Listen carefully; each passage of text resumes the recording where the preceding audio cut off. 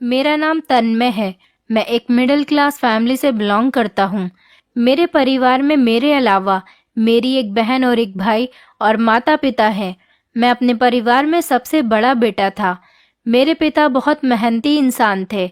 मेरे पिता हमेशा बीमार रहने लगे थे, इसलिए अब उनसे ज़्यादा काम नहीं होता था। लेकिन वो एक बड़ी फैक्ट्री में मैनेजर की नौकरी किया करते थे। काम ज्यादा होने की वजह से उनकी सैलरी भी बढ़ा दी गई थी। वो काफी सालों से उस फैक्ट्री में काम किया करते थे। मैं सबसे बड़ा बेटा था, इसीलिए मेरे घर में मुझे सबसे ज्यादा प्यार किया जाता था। मुझे अपने पिता का हाथ बटाना था, इसीलिए मुझे नौकरी की जरूरत थी। मैंने एमए पास किया हुआ था, इसलिए आसानी से मुझे सरकारी स्कूल में टीचर की नौकरी मिल गई। मैं ये नौकरी करना तो नहीं चाहता था, लेकिन आखिर मैं कब तक अपने पिता की कमाई से अपना खर्च पूरा करता। अब मैं जवान हो गया था, इसलिए मुझे नौकरी की तलाश थी।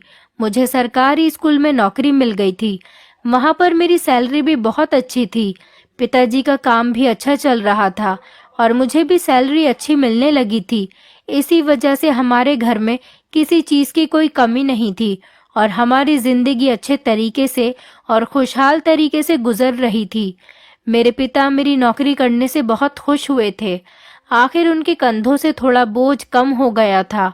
मुझे अपने छोटे भाई बहनों को भी पढ़ाना था। मेरी ख्वाहिश थी कि मैं अपनी बहन की शादी खूब धूमधाम से करूंगा, क्योंकि वो हमारी इकलौती बहन थी। मैं अपने माता पिता से बहुत प्यार किया करता था और हमेशा से ही मैं उनका कहना मानता था। पहले तो मैं स्कूल में पीरियड वाइज पढ़ाता था, लेकिन अब मुझे 7th क्लास दे दिया गया था कि मुझे इसी क्लास को पढ़ाना है। अब मैं 7th क्लास के बच्चों को पढ़ाया करता था। स्कूल में न्यू एडमिशन हो रहे थे। बच्चों के लिए नया नया क्लास था और न्यू एडमिशन वाले बच्चों के लिए तो हर चीज़ ही नई थी। मुझे स्कूल में नौकरी करते हुए 1 साल हो गया था। मुझे 7th क्लास की जिम्मेदारी दे दी गई थी। 7th क्लास में 35 बच्चे पढ़ा करते थे। हमारे स्कूल में लड़के लड़कियां दोनों ही पढ़ा करते थे। हमारा स्कूल इंटर तक था। मैं बच्चों को बहुत ही प्यार से पढ़ाया करता था। कभी भी मैंने बच्चों पर गुस्सा नहीं किया था। मैं हमेशा बच्चों को समझाकर पढ़ाया करता था। इसीलिए बच्चे मुझे अपना फेवरेट टीचर समझने लगे थे। एक दिन मैं क्लास में बच्चों की कॉपियां चेक कर रहा था, तो मेरे पास एक लड़की आई। उसकी उम्र 14 साल थी और वो 7th क्लास की स्टूडेंट थी। वो मेरे पास आकर खड़ी हो गई और कहने लगी, सर, मेरी शादी आपसे ही होगी। मैं ध्यान से सामने रखी कॉपियां चेक कर रहा था और कॉपियां चेक करने में ज्यादा ही बिजी था, इसलिए अचानक उसकी बात सुनकर मैं चौंक गया था। मैंने उसकी तरफ देखा। क्या? मुझे लगा शायद मुझे सुनने में कुछ गलती हुई है। तभी मैंने उससे दोबारा पूछा तो वो कहने लगी, सर, मेरी शादी आपसे ही होगी और आप ही मेरा दूल्हा बनोगे। उसने एक बार फिर से कहा तो मैं कुछ देर तक उसे देखता रह गया, जो बहुत रौबदार अंदाज में अपनी बात कह रही थी, जैसे उसकी बात सच हो जाएगी। और हैरत तो मुझे उसके इस मजबूत अंदाज पर थी, जो बहुत ही सच्चाई के साथ ये बात कह रही थी। मैंने उससे कहा, तुम ये सब क्या कह रही हो? उसका नाम नायरा था।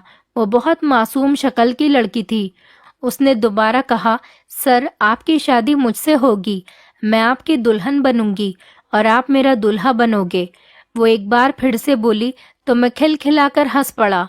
मैंने उसकी बात को मजाक समझते हुए इग्नोर कर दिया और मैंने उसे डांटा भी नहीं था, बल्कि उसकी बात को इग्नोर करके वापस उसे उसकी जगह पर भेज दिया था।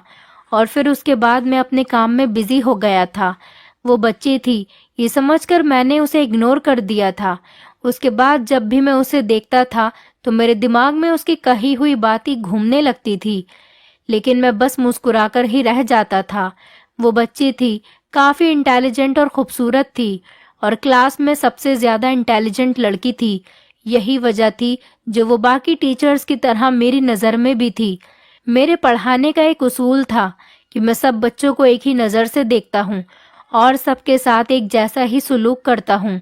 किसी भी बच्चे को उसके इंटेलिजेंस के बिना पर दूसरे बच्चों से कंपेयर नहीं करता, क्योंकि मैं खुद भी ऐसे टाइम से गुजर चुका हूँ और मैं जानता हूँ कि जब टीचर्स फेवरेटिज्म करते हैं तो बहुत बुरा लगता है।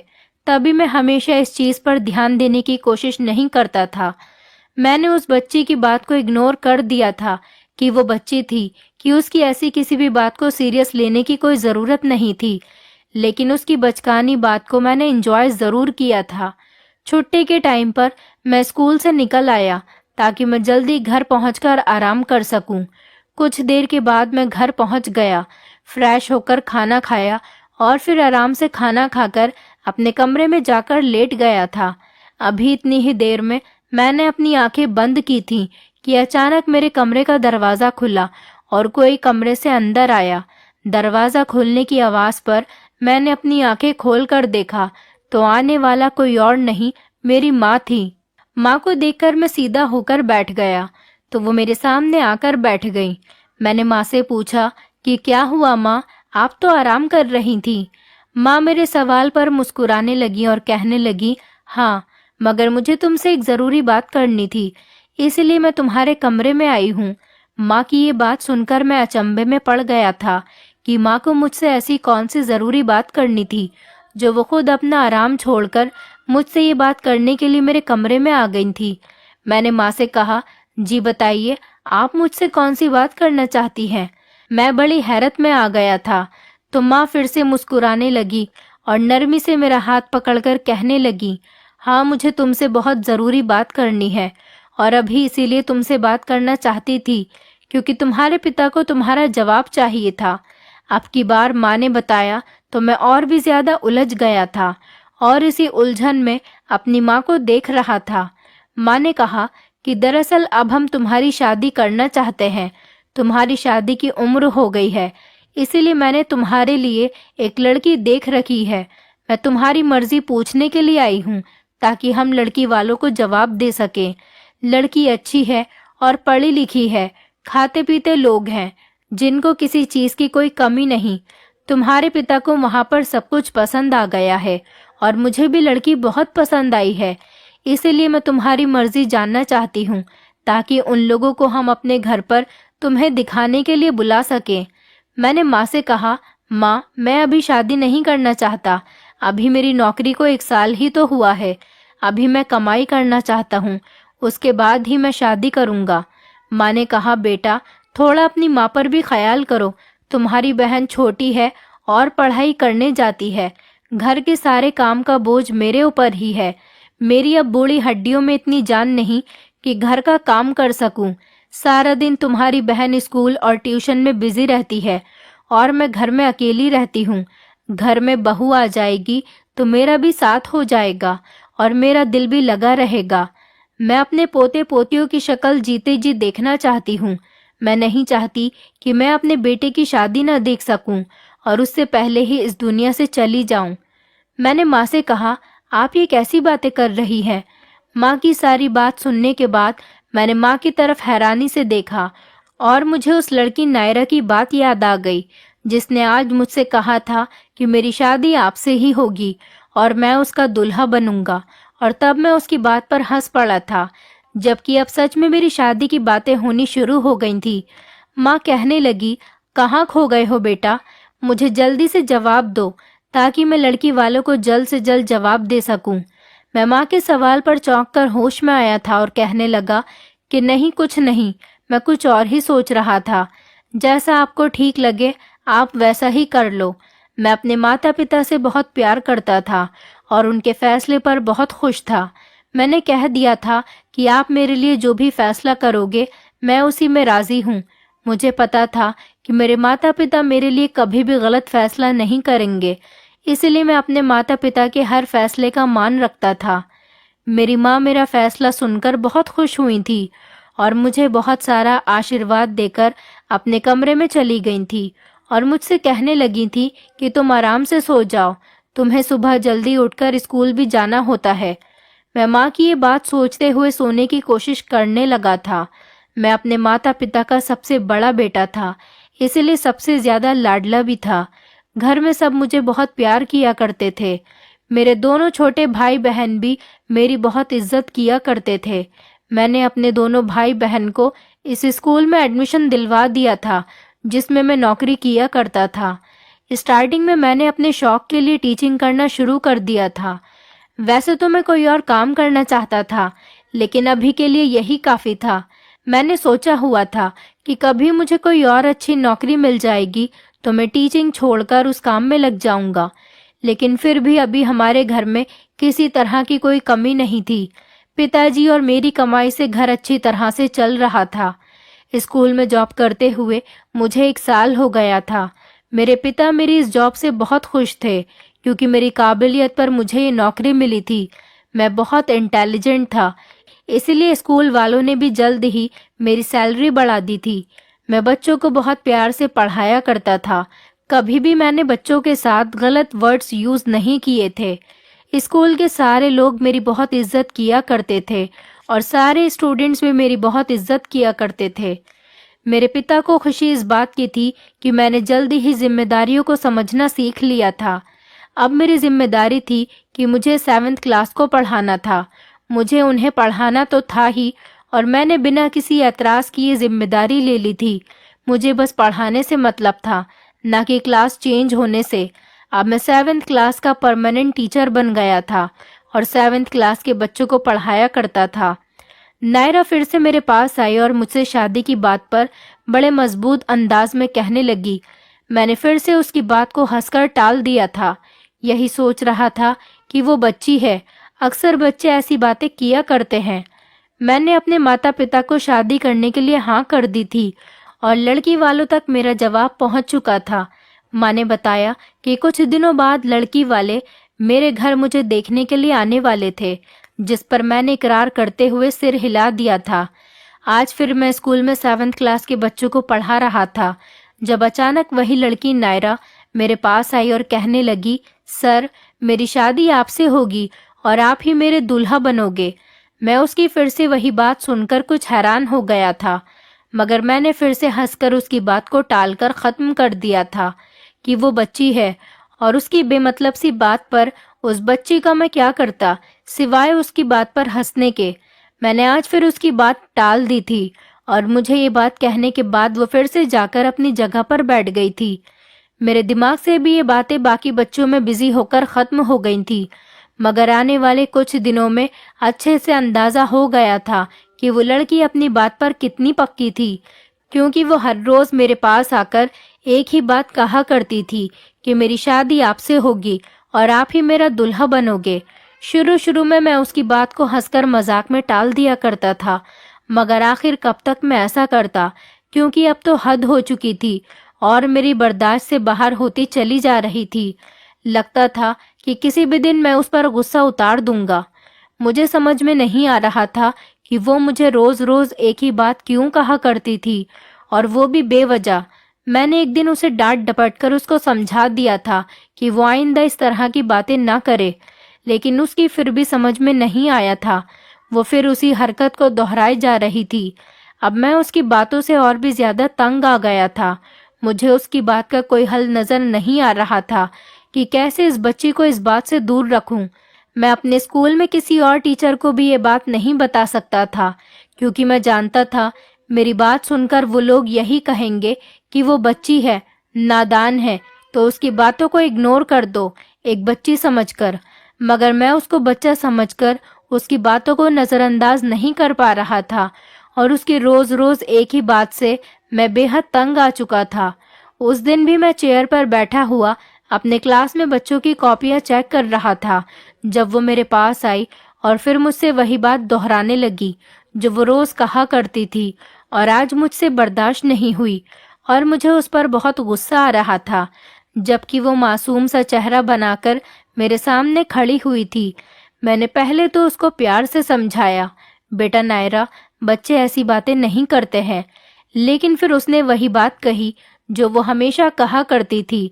अब तो मैं और भी ज्यादा तंग आ गया था। मैंने उसको डांटा और उससे कहा कि कल तुम अपने पापा को स्कूल में लेकर आना। मैंने गुस्से में उससे कहा तो वो कहने लगी, सर, मेरे पापा स्कूल में नहीं आ सकते। मैं उसके पापा को स्कूल में बुलाना चाहता था ताकि उसकी हर हरकत के बारे में बता सकूं और वो अपनी बेटी को समझाए कि बच्चे इस तरह की बातें करते हुए अच्छे नहीं लगते। वो मेरी बात तो समझ नहीं रही थी, मगर अपने पापा की बात जरूर मान लेती। उसने बड़ा मासूम सा चेहरा बनाकर कहा था, मैंने उससे कहा, क्यों नहीं आ सकते? मुझे उसके इनकार पर बहुत गुस्सा आ रहा था, लेकिन मैंने किसी तरह से अपने गुस्से पर कंट्रोल किया और बड़ी नरमी और प्यार से उससे पूछा, तुम्हारे पापा स्कूल क्यों नहीं आ सकते? नायरा ने कहा कि सर, मेरे पापा लाचार हैं, दोनों टांगों से चल नहीं सकते, आप ही हमारे घर पर जाकर उनसे मिल लेना। उस बच्ची ने बड़े इत्मीनान के साथ कहा था। मैं तो हैरत में आ पड़ा था कि उसके पिता लाचार थे। मुझे यकीन तो नहीं आ रहा था, लेकिन वो बच्ची 7वीं क्लास में थी और इतनी भी छोटी नहीं थी कि इतना बड़ा झूठ बोल लेती। जरूर उसके पापा लाचार ही होंगे, तभी तो वो ऐसा कह रही थी। उसकी बात सुनकर मैंने सर हिला दिया, क्योंकि मैं उसके घर जाकर उसके पिता से मिलने का फैसला कर चुका था और अब मैं स्कूल से छुट्टी होने के बाद उसके घर जाने वाला था। बाकी सारा टाइम मैंने नायरा की बातों को इग्नोर करके रखा और मैं अपने काम में बिजी हो गया था। स्कूल की छुट्टी होने के बाद मैंने ज़रूरी पेपर्स की फाइल उठाई और स्कूल से बाहर निकल गया। वो बच्ची नायरा मेरे साथ ही थी, क्योंकि मेरे साथ साथ उस बच्ची को भी याद था कि मुझे उसके घर पर जाना है, उसके लाचार पिता से मिलने के लिए। काफी देर तक सड़कों और गलियों में पैदल चलते हुए तकरीबन 10 मिनट हो गए थे। उसके बाद हम उसके घर पर पहुंच चुके थे। वो ज्यादा बड़ा तो नहीं था, बल्कि छोटा सा पुराना घर था। मैं उस बच्ची के साथ घर के अंदर दाखिल हो गया था। घर की दीवारें तो बड़ी अजीब सी और पुराने टाइप की नजर आ रही थी। किसी भूत या फिल्म टाइप जैसा घर लग रहा था, जिसे देखकर मैं कुछ परेशान सा हो गया था। मगर फिर हौसला करके नायरा के पिता को देखने लगा, जो मुझे घर में कहीं भी नजर नहीं आ रहे थे।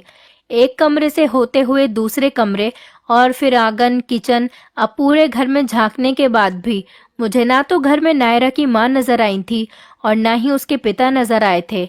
नायरा ने बताया था कि उसके पिता लाचार हैं। अगर वो लाचार थे और वो कहीं नहीं जा सकते थे, तो उनको घर में भी मौजूद होना चाहिए था, लेकिन वो मुझे घर में कहीं भी नजर नहीं आ रहे थे। मैं परेशान हो गया था और मैंने नायरा से पूछा, तुम्हारे पिता कहाँ हैं? तो उसने कहा कि मेरे पापा सामने वाले कमरे में हैं। मैं कमरे की तरफ देख रहा था, लेकिन उस कमरे की तरफ देखते ही मैं हैरत का शिकार हो गया था, क्योंकि उस कमरे में मैं देख चुका था, वो खाली था। बड़ा सिंपल सा घर था, इतना सामान था और ना ही घर में रहने वाला कोई मौजूद था। न जाने नायरा मुझे किसके घर पर लेकर आ गई थी। नायरा के कहने पर मैं उस कमरे के अंदर चला गया था। मैंने सोचा कि एक बार और देखने में क्या हर्ज है। जैसे ही मैंने कमरे के अंदर कदम रखा, मेरे पैरों तले से जमीन निकल गई, क्योंकि मेरे पीछे एक औरत के बोलने की आवाज आई थी। मैंने जैसे ही पीछे पलटकर देखा तो मैं अचानक ही डर गया और मेरी चीख निकल गई, क्योंकि सामने एक मोटी सी औरत खड़ी हुई थी, जो बड़ी घूर घूर कर मुझे देख रही थी। मैंने उनसे कहा, कौन हो तुम? मैंने गुस्से से पूछा। दरवाजा खुला हुआ था, लेकिन मुझे नायरा कहीं नजर नहीं आ रही थी और दरवाजे के सामने वो औरत खड़ी हुई थी, जिसके सामने से गुजरकर मैं बाहर नहीं निकल सकता था। वो कौन थी? मैं उसे नहीं जानता था, लेकिन मुझे उससे बहुत डर लग रहा था, क्योंकि वो औरत देखने में बहुत ज्यादा गुस्से में लग रही थी। मुझे अब यहाँ आकर पछतावा हो रहा था। मैंने क्यों नायरा की बात मान ली थी? कहीं मैं यहाँ आकर किसी बड़ी मुश्किल में न फंस जाऊं। मुझे बस इसी बात की फिक्र हो रही थी।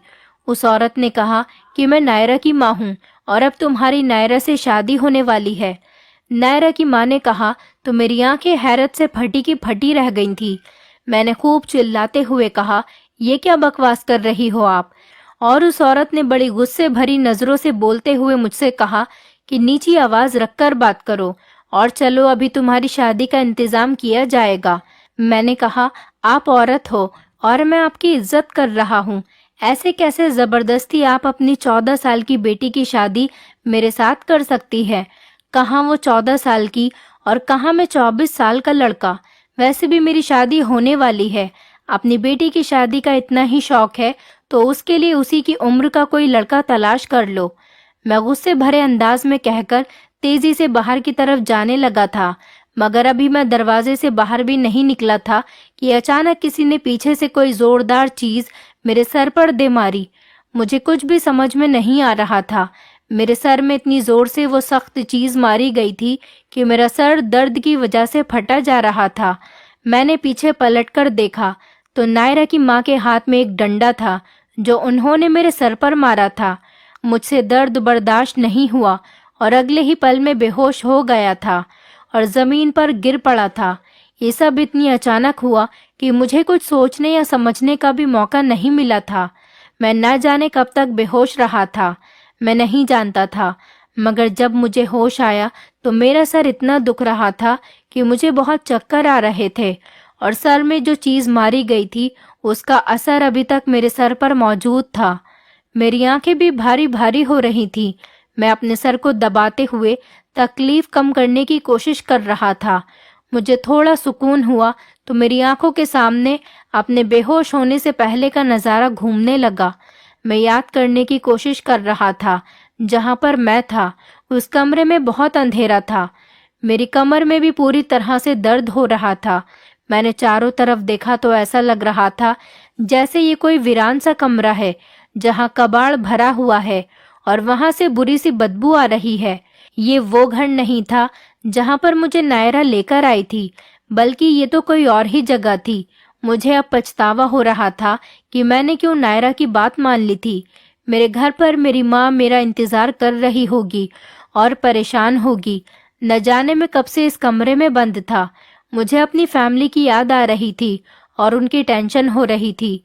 मैं बस यही सोच सोच कर परेशान हुआ जा रहा था कि मैं यहाँ पर क्यों आया था। यहाँ से निकलने का मुझे कोई रास्ता भी नजर नहीं आ रहा था। अगर मुझे पता होता कि इस घर में आने के बाद मेरे साथ कुछ ऐसा हो सकता है तो मैं कभी भी यहाँ पर नहीं आता। लेकिन सारी बात ही तो ये थी कि मुझे कुछ भी पता नहीं था। मैंने अपना फोन देखना चाहा तो मेरा मोबाइल ही मेरे पास नहीं था। मतलब वो औरत मेरा मोबाइल लेकर जा चुकी थी। न जाने वो औरत कौन थी और मेरे साथ ऐसा क्यों कर रही थी। मेरी कुछ भी समझ में नहीं आ रहा था।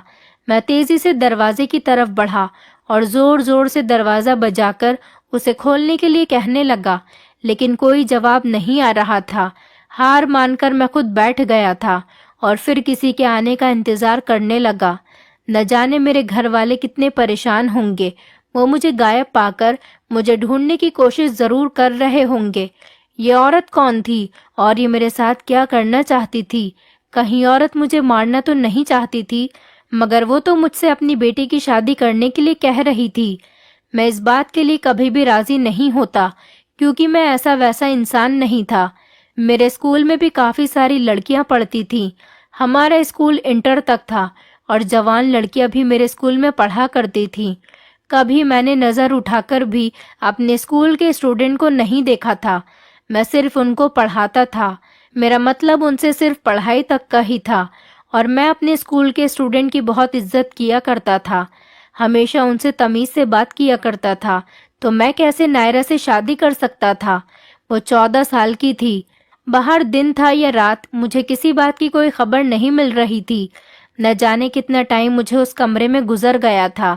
मैं कभी लेटता तो कभी उठकर बैठ जाता था क्योंकि मुझे बहुत ज्यादा भूख लग रही थी। लेकिन वो औरत जिसको नायरा अपनी माँ बता रही थी, मुझे यहाँ लाकर और कैद करके छोड़कर जा चुकी थी और पलटकर मेरी खबर तक नहीं लेने की कोशिश कर रही थी। यही सब सोच सोच कर तो मैं और भी ज्यादा परेशान हो गया था और सो गया था। और जब दोबारा मेरी आंख खुली तो दरवाजा खुलने की आवाज से खुली।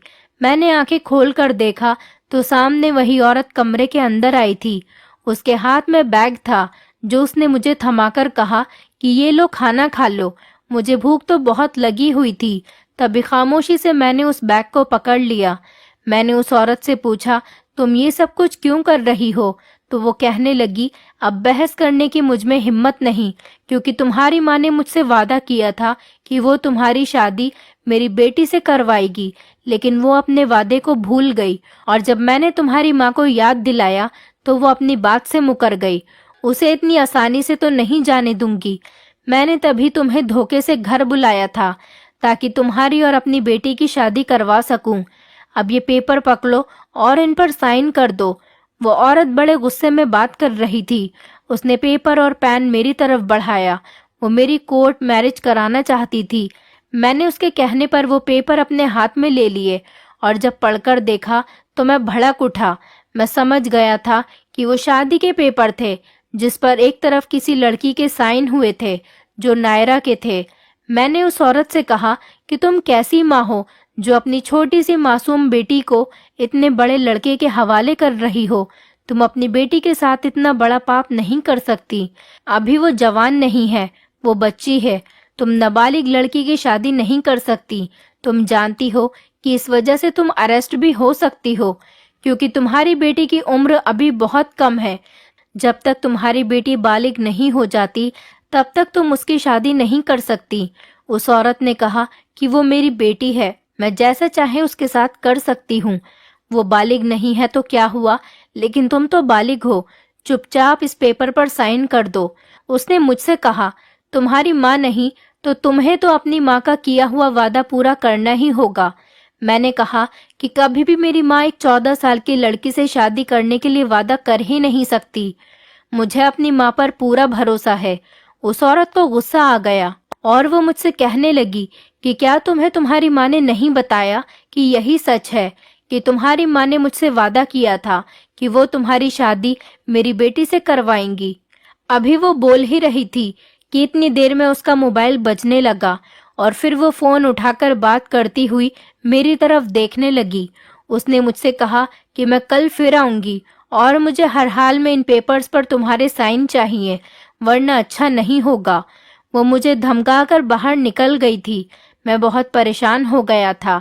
आखिर ये औरत कैसी बातें कर रही थी। अब तो मैं भी सारी सच्चाई जानना चाहता था, इसलिए मैंने वहां से भागने की कोशिश नहीं की। मैं जानना चाहता था कि आखिर नायरा की माँ उसकी शादी क्यों करना चाहती है। मैंने खाना खाया। वो रात भी मेरी बड़ी बेसुकूनी से गुजर गई थी। वो मुझे सिर्फ एक टाइम का खाना देकर ही चली गई थी, शायद इसीलिए कि मैं उसकी बात मानकर उसकी बेटी से शादी कर लूं और इन पेपर्स पर साइन कर दूं। मुझे अपनी माँ पर पूरा यकीन था कि वो ऐसा कभी भी नहीं कर सकती। अगले दिन फिर कमरे का दरवाजा खुला और कमरे में औरत नहीं कोई आदमी आया था, मगर मैं ये देखकर हैरान रह गया था कि वो आदमी व्हील चेयर पर बैठा हुआ था, मतलब कि वो कोई लाचार आदमी था। मुझे पहले ख्याल आया कि कहीं वो नायरा का पिता न हो। उसने मुझे अपने बारे में बिना पूछे ही बता दिया कि मैं नायरा का पिता हूँ और वो इंसान जिसने मुझे यहाँ पर रखा हुआ था वो नायरा की माँ है। वो आदमी लगभग 40 साल का था, जबकि उसकी पत्नी की उम्र 35 साल की होगी। मैंने उस आदमी से कुछ पूछने की कोशिश की, मगर उसने मुझे चुप रहने को कहा और फिर मेरे किसी भी सवाल का जवाब दिए बिना मुझे अपने पीछे आने का इशारा किया। मैं तेजी से उसके पीछे चल पड़ा। वो खुद ही व्हील चेयर पर चल रहा था और मैं पैदल उसके साथ साथ चल रहा था। उस घर से बाहर निकलकर वो कई गलियों से होता हुआ मुझे 20 मिनट के बाद एक और घर में लेकर चला गया था। ये घर बेहद साफ सुथरा और 2 मंजिल का मकान था। घर जितना खूबसूरत बाहर से था, उससे कई गुना ज्यादा अंदर से खूबसूरत था। वो मुझे एक कमरे में लेकर आ गया और उसने कमरे के दरवाजे को अंदर से बंद कर दिया। उस आदमी ने मुझे फ्रेश होने के लिए कहा। उसके कहने पर मैंने अपने हाथ मुंह धो लिए थे और उसके सामने बैठ गया। उसने बाहर आवाज लगाई, निकिता बेटा, खाना लेकर आ जाओ। बाहर से हाथ में खाने की ट्रे लेकर एक खूबसूरत सी जवान लड़की कमरे के अंदर आई थी। उस आदमी ने मुझसे कहा कि ये मेरी बेटी निकिता है, तुम खाना खाओ, तुम्हें इसके हाथ का खाना बहुत पसंद आएगा। मैंने खाना खाने से इनकार कर दिया और उनसे इस घर में लाने की वजह पूछी, तो उस आदमी ने कहा कि मैं तुम्हें तुम्हारे सारे सवालों का जवाब दे दूंगा, तुम डरो नहीं और बेफिक्री से मेरे घर का खाना खा सकते हो। मैंने पहले पेट भरकर खाना खाया क्योंकि मैं काफी टाइम से भूखा था। खाना तो बहुत टेस्टी बना हुआ था। वो लड़की खाना खाने के बाद मेरे आगे से खाने की ट्रे उठाकर बाहर चली गई। उस आदमी ने बोलना शुरू किया। उसने कहा कि मेरी बेटी और मेरी पत्नी की वजह से तुम्हें बहुत परेशानी का सामना करना पड़ा है, उसके लिए मैं तुमसे माफी चाहता हूँ। हो सके तो मेरी पत्नी और मेरी बेटी को माफ कर देना। उस आदमी ने मेरे सामने हाथ जोड़ लिए। मैंने उनके हाथ पकड़कर इनकार करते हुए सिर हिलाया। मैंने उनके हाथ खोल दिए और पूछा कि क्या आपकी पत्नी जो कुछ मेरे और नायरा की शादी के बारे में कह रही है, क्या वो सच है? मेरे सवाल पर उन्होंने हाँ में सिर हिला दिया, जिस पर मेरा रंग उड़ गया था। लेकिन ये पूरा सच नहीं था। उस आदमी ने कहा तो मैं उलझकर उसे देख रहा था। अगर ये पूरा सच नहीं था तो पूरा सच क्या था? ये सवाल शायद मेरी आंखों में भी उतर आया था। उस आदमी ने कहा कि पूरा सच मैं तुम्हें बताता हूँ। उसकी बात सुनकर मैंने उसकी तरफ देखा, जिस आधे सच की वजह से मैं पिछले कई घंटों से इतनी परेशानी में था। इस बारे में जानना मेरा हक था।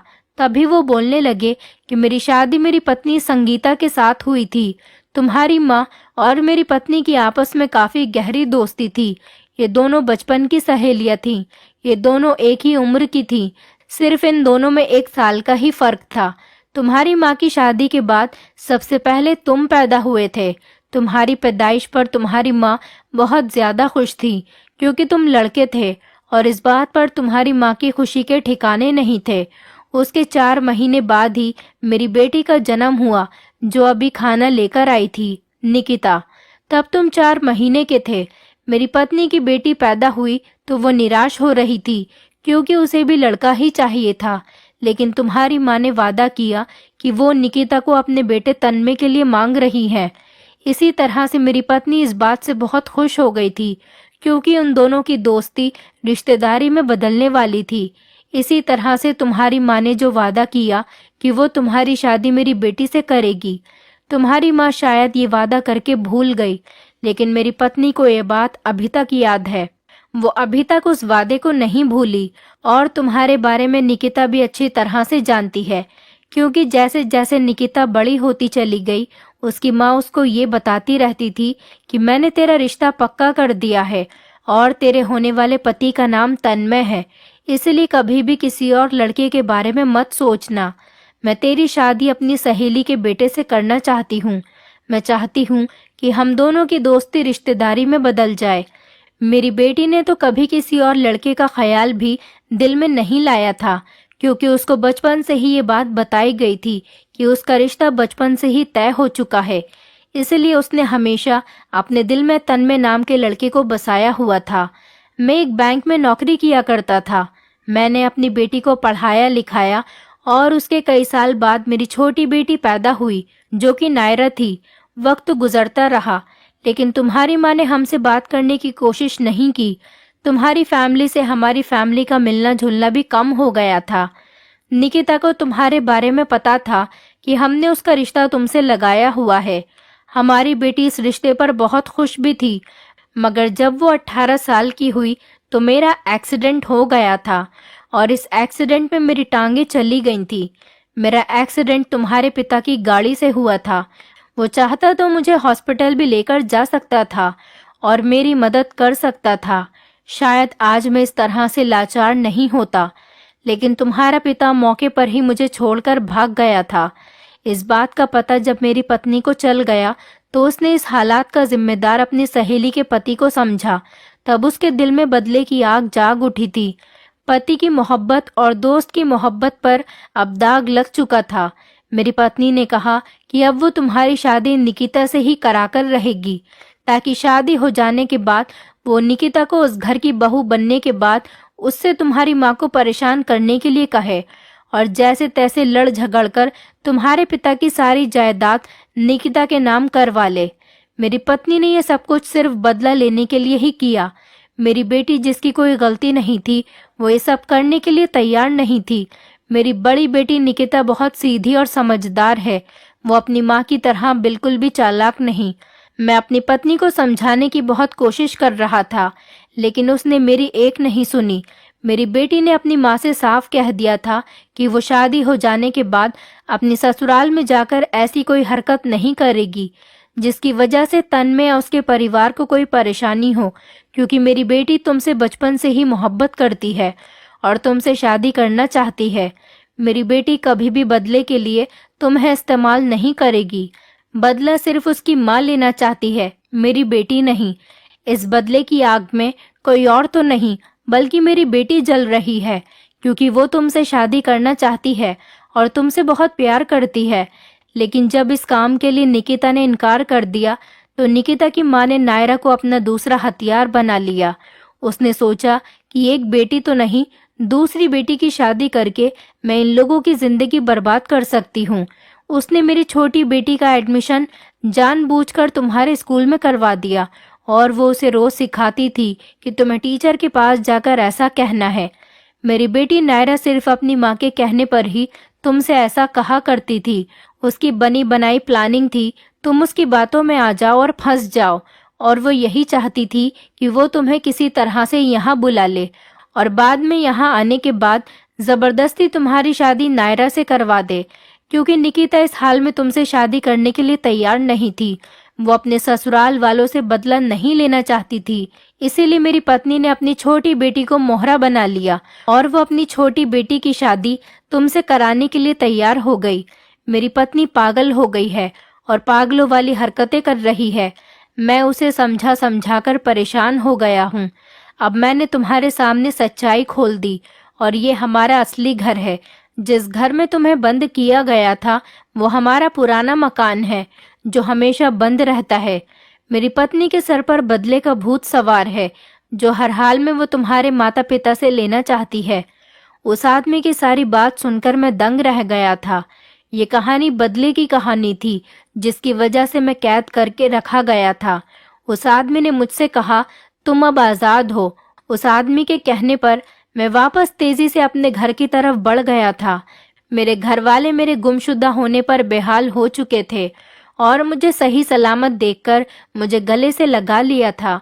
उनके पूछने पर मैंने उनको सारी बात बताई तो वो सब भी मेरी तरह चौंक कर रह गए थे कि उन्हें उस औरत से ऐसी उम्मीद नहीं थी जो कि मेरी माँ की बचपन की सहेली थी।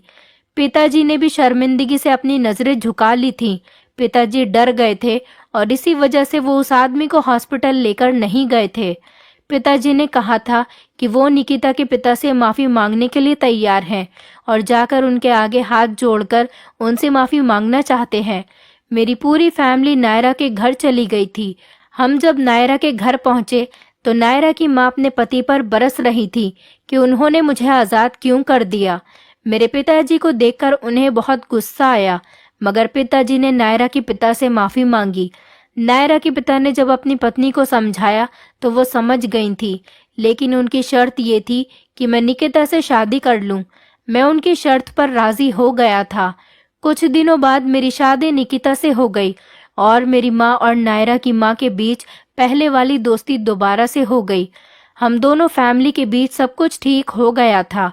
निकिता बहुत अच्छी लड़की थी। वो मुझे देखते के साथ ही पसंद आ गई थी। मैंने निकिता की जिम्मेदारी उठा ली थी। अब मैं अपनी पत्नी निकिता के साथ बहुत खुश हूँ। मेरी माँ हमेशा निकिता को अपनी बहू नहीं बल्कि बेटी मानती है। मुझे अपने माता पिता के फैसले पर कोई एतराज नहीं था और इसी तरह से सब कुछ ठीक हो गया। अब हम लोग सब मिलकर बहुत खुश हैं और सुकून से अपनी जिंदगी गुजार रहे हैं जिसमें ना तो कोई गम है, और अब हम सब लोग बहुत खुश हैं। नायरा को अब हम सब लोग पुरानी बातें बता बताकर चिढ़ाते हैं। वो बेचारी बहुत शर्माती है क्योंकि उसने ऐसा सिर्फ अपनी माँ के कहने पर ही किया था। मैं अभी भी स्कूल में ही जॉब कर रहा हूँ। मेरी शादी के बाद मेरी माँ और निकिता की माँ के बीच उनकी बचपन की दोस्ती और भी ज्यादा गहरी हो गई। अब तो नायरा भी काफी बड़ी हो गई है। अक्सर बचपन की बातें याद आती हैं तो खूब हंस हंस कर उसको तंग करते हैं। जिंदगी में कभी भी बदला लेने के लिए हमें इस हद तक नहीं गिरना चाहिए कि सामने वाले को हम इतना ज्यादा परेशान कर दें कि किया किसी और का होता है और भुगतता कोई और है। याद रखें कि कभी भी कोई ऐसा फैसला न करें जिससे आपके बच्चों की जिंदगी पर बुरा असर पड़े। नायरा की माँ ने उसे हमेशा गलत सीख दी थी। अपना बदला किसी और से लेने के लिए इस हद तक न गिर जाए कि बच्चा अपने बचपन में ही बिगड़ जाए। बच्चों को हमेशा बच्चों की तरह ही ट्रीट कीजिए, उन्हें बड़ा बनाने की कोशिश न करिए। दोस्तों, उम्मीद करती हूँ आपको हमारी कहानी पसंद आई होगी। कहानी पसंद आई है तो वीडियो को लाइक करें, चैनल पर नए हैं तो चैनल को सब्सक्राइब करें और हाँ, नोटिफिकेशन बेल को जरूर दबाएं ताकि अगली अपडेट सबसे पहले आपको मिले।